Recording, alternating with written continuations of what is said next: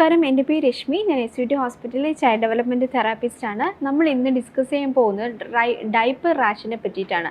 അപ്പോൾ മിക്ക അമ്മമാർക്കും ഒരു കൺസേൺ ആണ്, ന്യൂ ബോൺസിന് ഡയപ്പർ വെച്ച് കൊടുത്തതിന് ശേഷം നോക്കുമ്പോൾ റാഷസ് ഒക്കെ കണ്ടുവരുന്നുണ്ട്. അത് എങ്ങനെ നമുക്ക് പ്രിവെൻറ്റ് ചെയ്യാമെന്നുള്ളതാണ് നമ്മൾ ആദ്യം മനസ്സിലാക്കേണ്ടത്. അപ്പോൾ ഡയപ്പർ എന്ന് പറയുമ്പോൾ തന്നെ നമുക്ക് രണ്ട് രീതിയിലുണ്ട്. ക്ലോത്ത് ഡയപ്പറും ഉണ്ട്, ഡിസ്പോസിബിൾ ഡയപ്പറും ഉണ്ട്. അപ്പോൾ നമ്മൾ കുറച്ചും കൂടി ഒരു ബെറ്റർ പറയുന്നത് ക്ലോത്ത് ഡയപ്പറാണ്.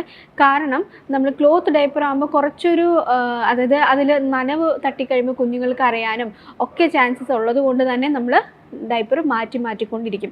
പക്ഷേ ഡിസ്പോസിബിൾ ഡയപ്പർ ആകുമ്പോൾ നമ്മൾ അങ്ങനെ മാറ്റാൻ ഉള്ള ആ ഒരു മൈൻഡ് തോന്നത്തില്ല എന്നുള്ളതാണ് സത്യം. കാരണം അതിൽ തന്നെ പറയുന്നുണ്ട് ഇത്ര മണിക്കൂറോളം, ഒരു 6 hours അല്ലെങ്കിൽ 8 hours നമുക്ക് ആ ഡയപ്പർ യൂസ് ചെയ്യാം എന്ന് നമ്മൾ ആഡുകളിലും അതുപോലെ തന്നെ ഓരോ ഡയപ്പേഴ്സിലും അതിൽ കണ്ടുവരുന്നുണ്ട്. സോ അതുകൊണ്ട് തന്നെ പാരൻസ് എന്താ ചെയ്യണേ, അത് മാറ്റാനുള്ള മടി, ഇപ്പോൾ 6 hours വരെ ഓക്കെ ആണല്ലോ എന്നുള്ളൊരു തോട്ടിലിരിക്കും.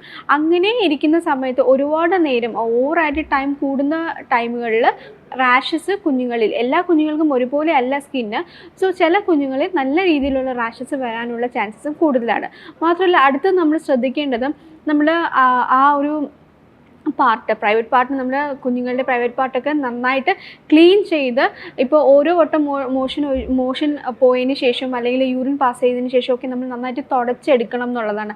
അതിൽ ഒരു കാരണവശാലും ഒരു വെറ്റ്നെസ് അല്ലെങ്കിൽ ആ ഒരു നനവ് അവിടെ ഇരിക്കാനായിട്ട് പാടില്ല. അങ്ങനെ നനവ് ഇരുന്ന് കഴിഞ്ഞാലും കുഞ്ഞുങ്ങളിൽ റാഷസ് ഉണ്ടാവാനുള്ള ചാൻസസ് കൂടുതലാണ്. നമ്മളെപ്പോഴും ആ ഭാഗം നല്ല ഡ്രൈ ആയിട്ട് വയ്ക്കണം എന്നുള്ളതാണ്. മാത്രമല്ല ഈ ഒരു റാഷസ് വരാണ്ടിരിക്കാനായിട്ട് നമുക്ക് റാഷ് ഫ്രീ പോലത്തെ ഉള്ളൊരു ഓയിൻമെൻറ്റ്സും കാര്യങ്ങളൊക്കെ ഉണ്ട്. അപ്പോൾ അത് നമ്മൾ കുഞ്ഞുങ്ങളെ കാണിക്കുന്ന പീഡിയാട്രിഷ്യനോട് സംസാരിച്ച് നമുക്കത് വാങ്ങിക്കാവുന്നതാണ്. സിങ്ക് ഓക്സൈഡ് കൂടുതലുള്ളത് കൊണ്ട് തന്നെ പെട്ടെന്ന് തന്നെ കുഞ്ഞുങ്ങളിലെ റാഷസ് മാറി കിട്ടാനുള്ള ചാൻസസും കൂടുതലാണ്. മാത്രമല്ല ഈ പറഞ്ഞ പോലെ തന്നെ ഈ അവേഴ്സ് വെച്ച് നമ്മൾ നോക്കിയിരിക്കരുത് എന്നുള്ളതാണ്. നമുക്ക് ടൈം ടു ടൈം മാക്സിമം നമ്മളൊരു 1 hour അല്ലെങ്കിൽ ഒരു 2 hour തന്നെ അത് മാറ്റാനുള്ള ആ ഒരു രീതി നമ്മൾ പ്രൊവൈഡ് ചെയ്യണം, അല്ലെങ്കിൽ ആ ഒരു ശീലം നമ്മൾ കൂടുതലായിട്ട് കൊണ്ടുവരണം എന്നുള്ളതാണ്. റാഷസ് പല രീതിയിലുള്ള റാഷസ് നമുക്ക് വരാം. ചിലപ്പോൾ ചില തുണികൾ കൊണ്ടിട്ടുള്ള റാഷസ് ഉണ്ട്, ഡയപ്പർ റാഷസ് ഉണ്ട്. അപ്പോൾ ഏത് തരത്തിലുള്ള റാഷസ് ആണ് കുഞ്ഞുങ്ങൾ എന്നുള്ളത് നമ്മൾ മനസ്സിലാക്കുക. നമ്മൾ കണ്ട ഉടനെ തന്നെ ഒരു ഓയിൻമെൻറ്റിൽ അപ്ലൈ ചെയ്യാതിരിക്കുക. നമ്മൾ ഏതാണെന്നുള്ളത് കൃത്യമായിട്ട് തന്നെ അതിൻ്റെ റാഷസിൻ്റെ റാഷസ് കൂടുതലാണ് അല്ലെങ്കിൽ റെഡിഷ് കൂടുതലാണ്, കുഞ്ഞുങ്ങൾ ഭയങ്കര ഡിസ്കംഫർട്ടാണ്, അങ്ങനെയൊക്കെയുള്ള ടൈമുകൾ ഉണ്ടെന്നുണ്ടെങ്കിൽ നമുക്ക് കൃത്യമായിട്ട് തന്നെ നമ്മുടെ കുഞ്ഞുങ്ങളെ കാണിക്കുന്ന പീഡിയാട്രിഷ്യനോട് സംസാരിച്ച് ഏത് രീതിയിലുള്ള ഓയിൻമെൻറ്റ് ആണ് എന്നുള്ളതാണ് നമ്മൾ നോക്കി കുഞ്ഞുങ്ങൾക്ക് കൊടുക്കേണ്ടതും. റാഷ് ഫ്രീ എന്നൊരു ഓയിൻമെൻറ്റ് നമുക്കൊരു കോമൺ ഓയിൻമെൻറ്റ് ആണ്. പക്ഷേ എല്ലാ കുഞ്ഞുങ്ങളും ചിലപ്പോൾ അത് എഫക്റ്റീവ് ആവണം എന്നില്ല.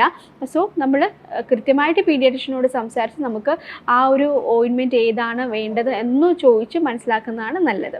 അപ്പോൾ ഡയപ്പർ യൂസ് ചെയ്യുന്നത് എങ്ങനെയാണ്, അല്ലെങ്കിൽ ഡയപ്പർ യൂസ് ചെയ്യുമ്പോൾ നമ്മൾ ശ്രദ്ധിക്കേണ്ട കാര്യങ്ങൾ എന്തൊക്കെയാണ്, ഏതൊക്കെ തരത്തിലുള്ള ഡയപ്പേഴ്സ് നമുക്കിപ്പോൾ അവൈലബിൾ ആണ് എന്നതിനെക്കുറിച്ചാണ് ഞാൻ സംസാരിച്ചത്.